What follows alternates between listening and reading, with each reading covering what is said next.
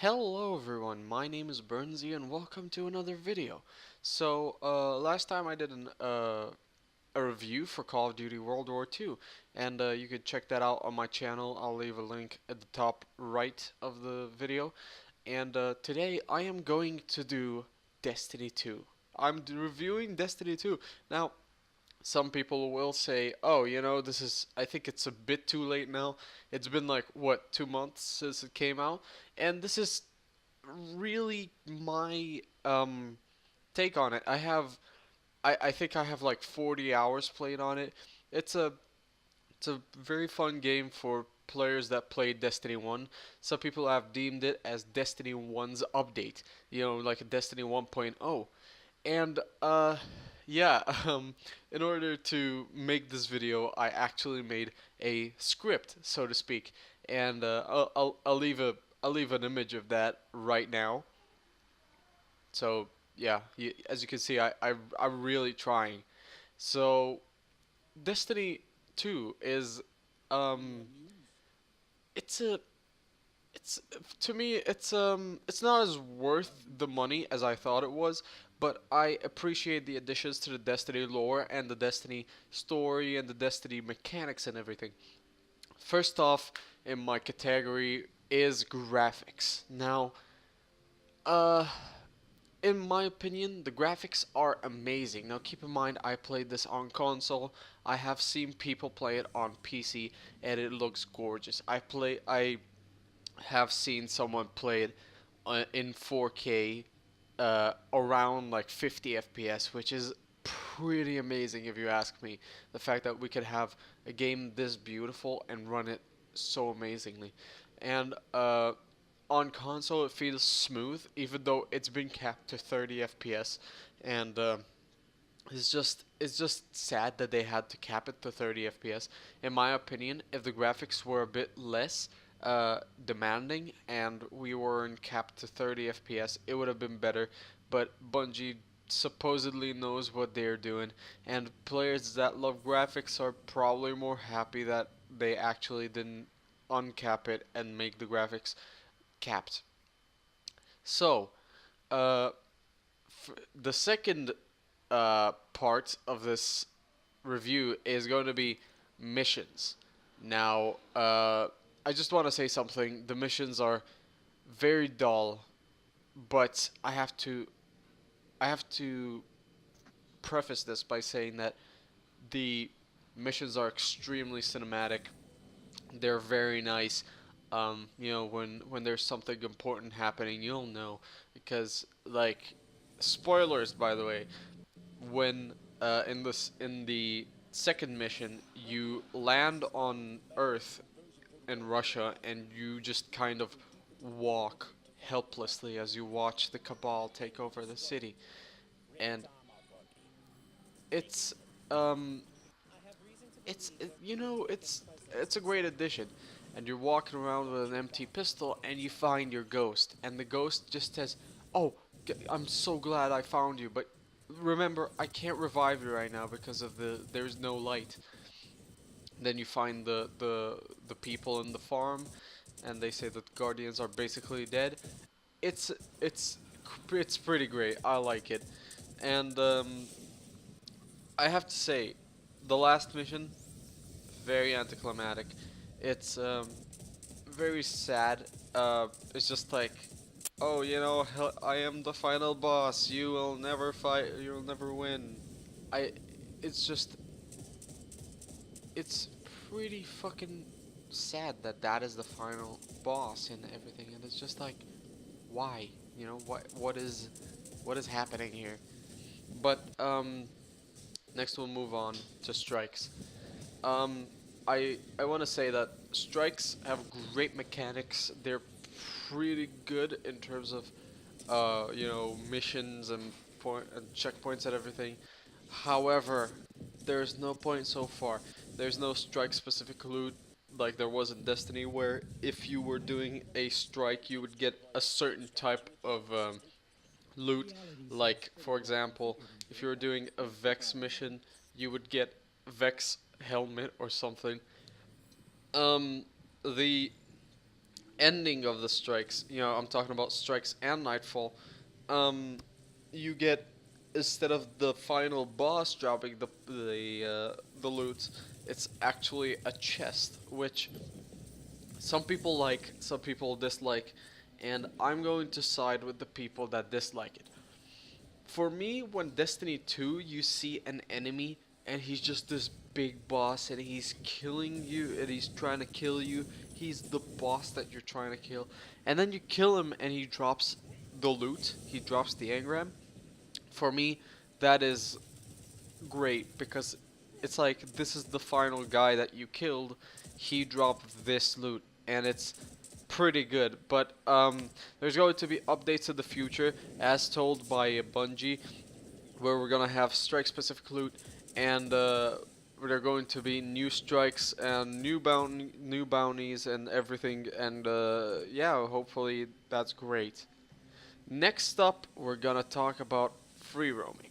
Now, when I'm talking about free roaming, I'm talking about going to, say, Earth and going around, maybe going into the dungeons and taking in the chest that's down there, maybe even doing the public events, which are very helpful, very good for loot.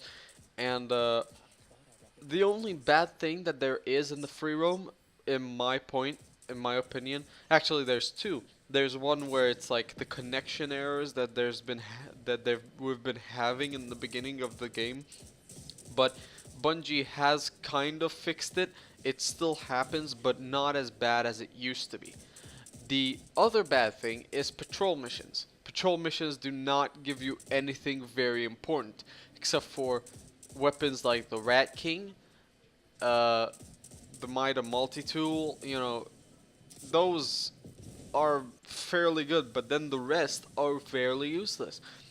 If they gave you legendary shaders or even legendary armor, or say, I don't know, like emblems for your profile, something to indicate that you're doing these strikes, I mean these patrol missions. But they didn't. I hope that they improve on that. Vendors are pretty good, and I hope that they continue improving on the free roam, because so far that's the best part about it, when in Destiny 1 it was the weakest part.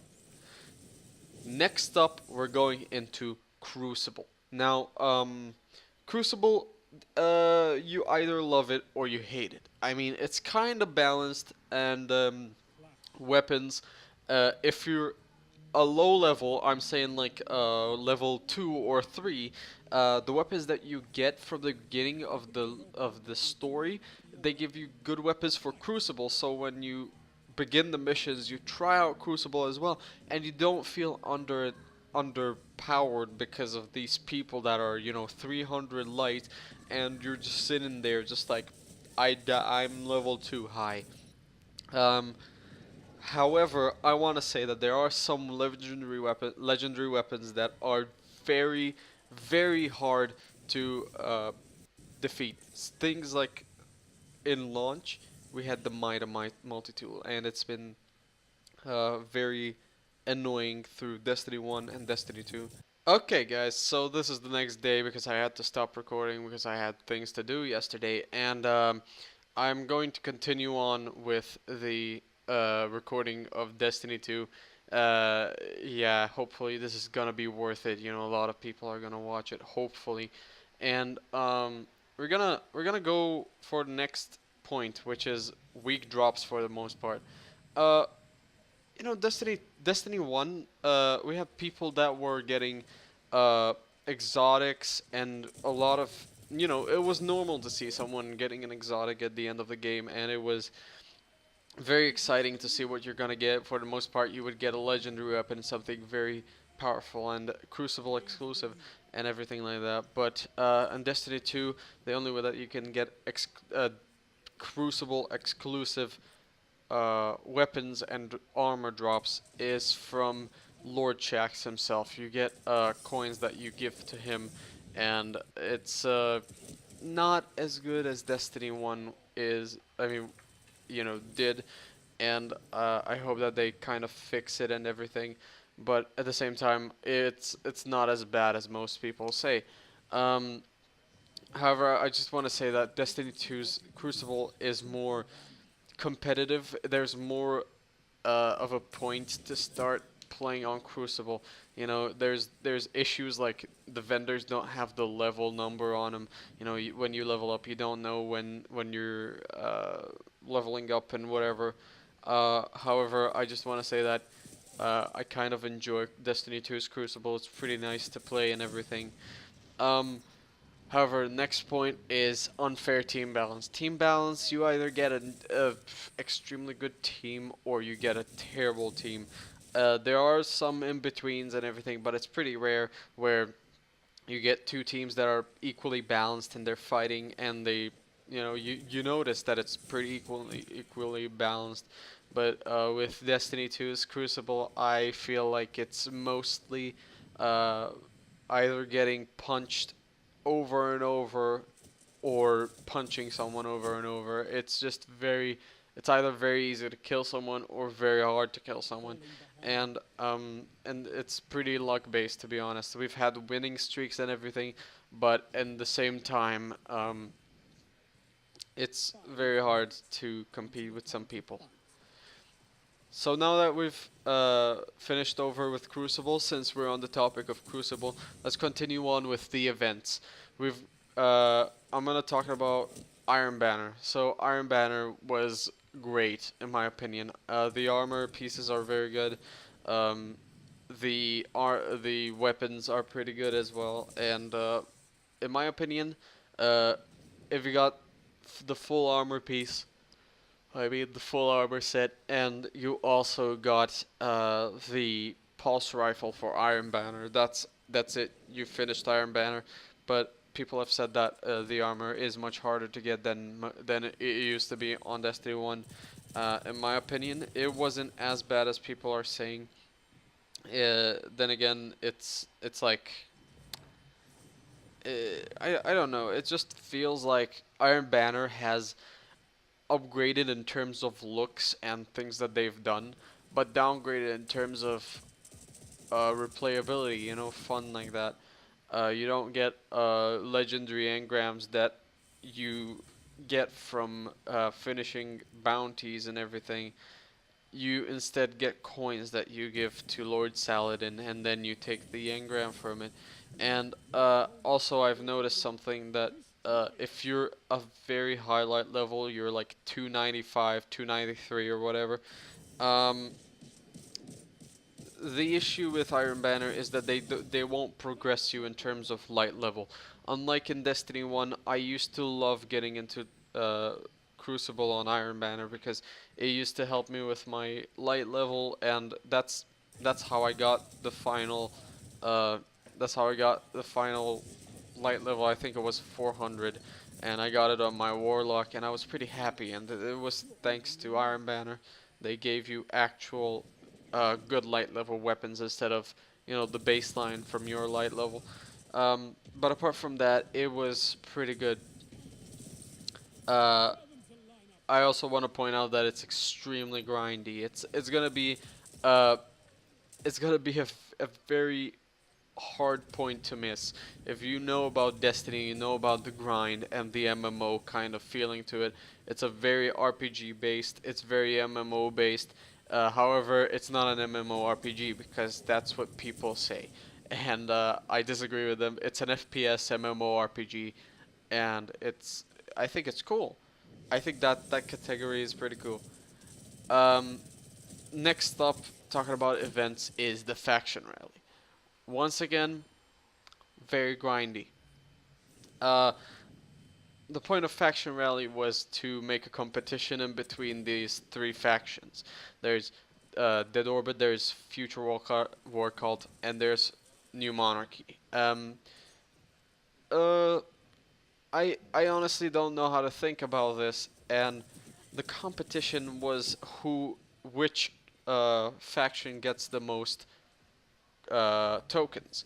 So it's a competition over a week that people go grind for tokens, give them over to their favorite faction, get armor and everything, and at the same time they will win a rally. And I don't know how to think. I don't know what to think about it. I mean, it's it's boring once you get done with it. It's like is that's the recurring theme behind Destiny 2's events and things, activities, Crucible strikes and whatever. Once you've done with them, it's boring. And trying to get all the armor pieces for your faction is extremely hard. In the first faction rally, I was with my Titan. I went with New Monarchy because I like the way the knight look for the Titan, and the only parts that I got were the legs and the helmet, and I instantly ditched the New Monarchy. And mind you, I was grinding the entire time. I would do strikes and you would get tokens. I would go to Earth and destroy those little piles of garbage, and I would get tokens and whatever. But every time I opened, it was either a very bad weapon, just shaders, or piece of armor that I already got, and I don't know. I don't know what to think about it. Um, Now, moving on from the events, I created a section from my review called the Tower.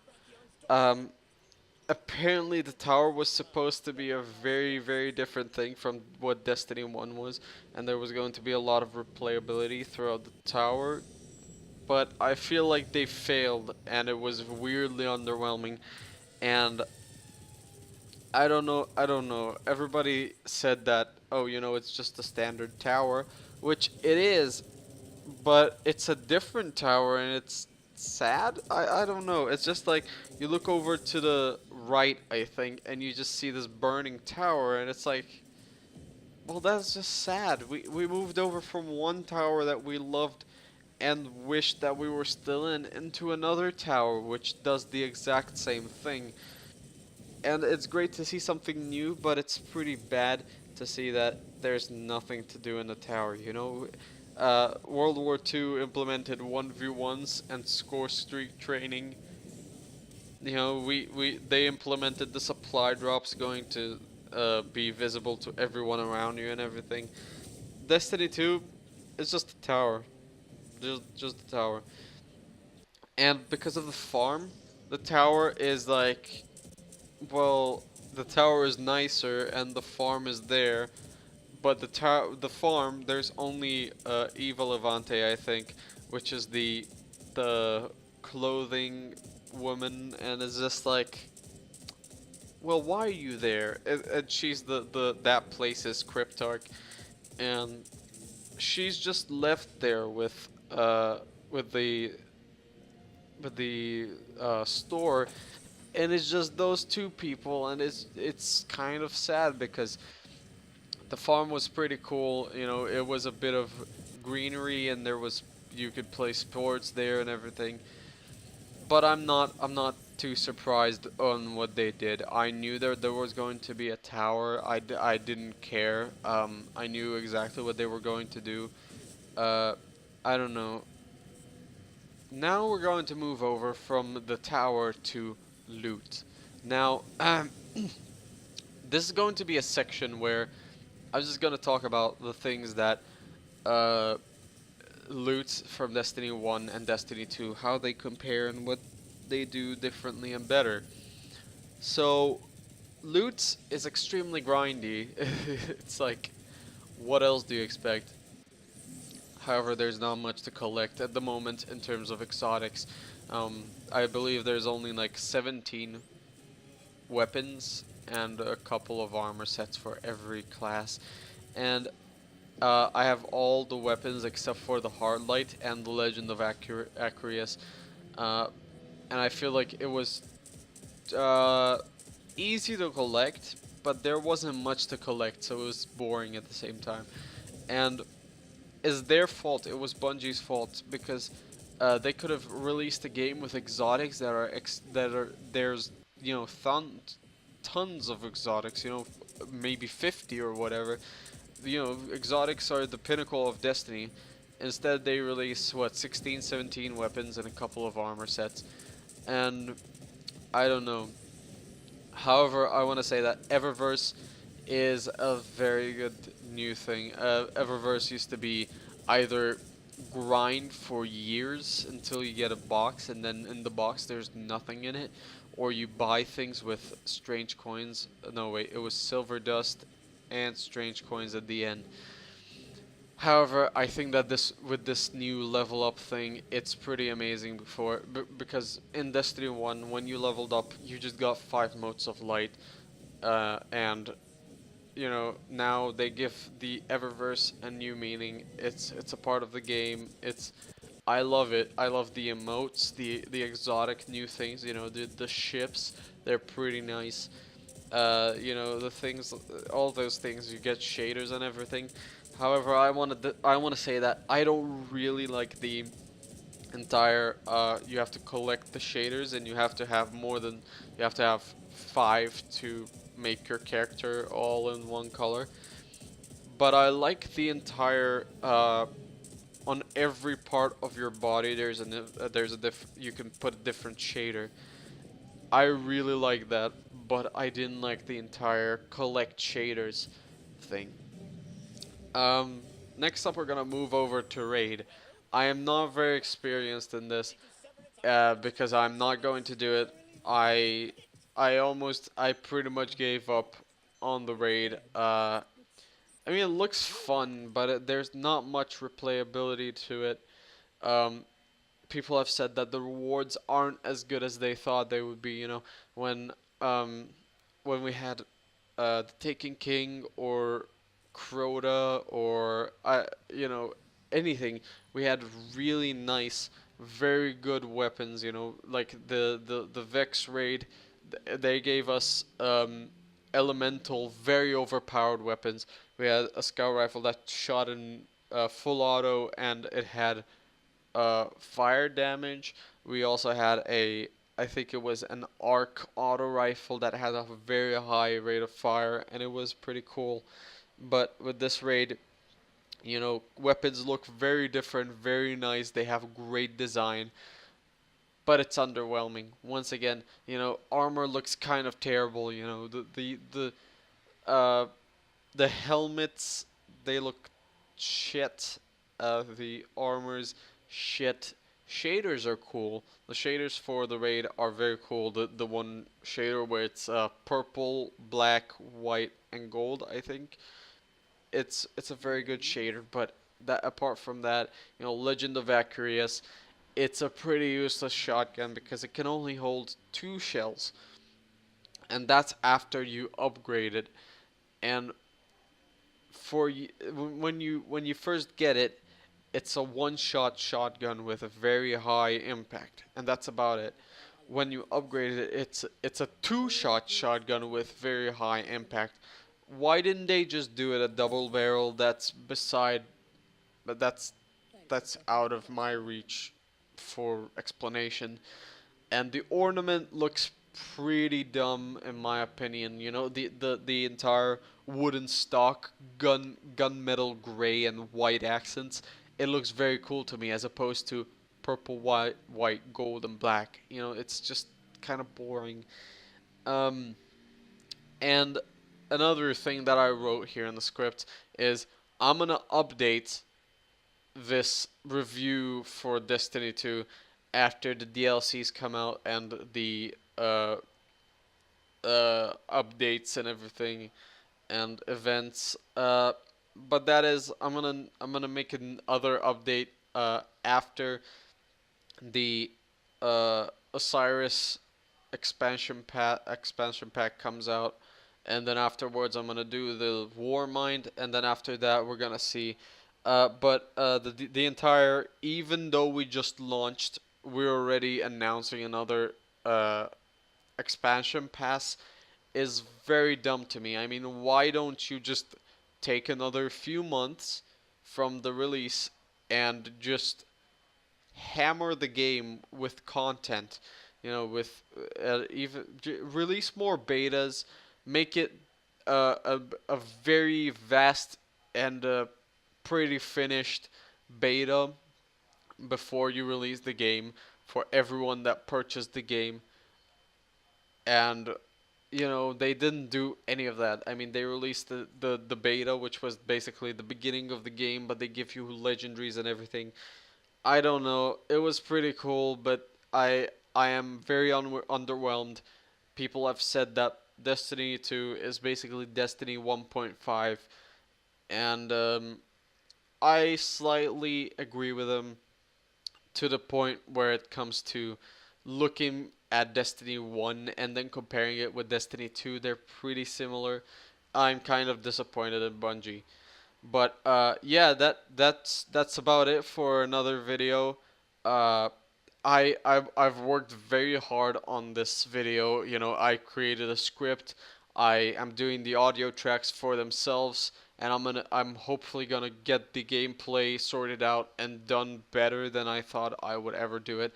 I'm gonna add snippets of uh, different parts of the game and hopefully make it better and learn in the future how to create better videos. But yeah, that has it for this video. And as always, I hope you enjoyed. Like, subscribe, and share this video with your friends.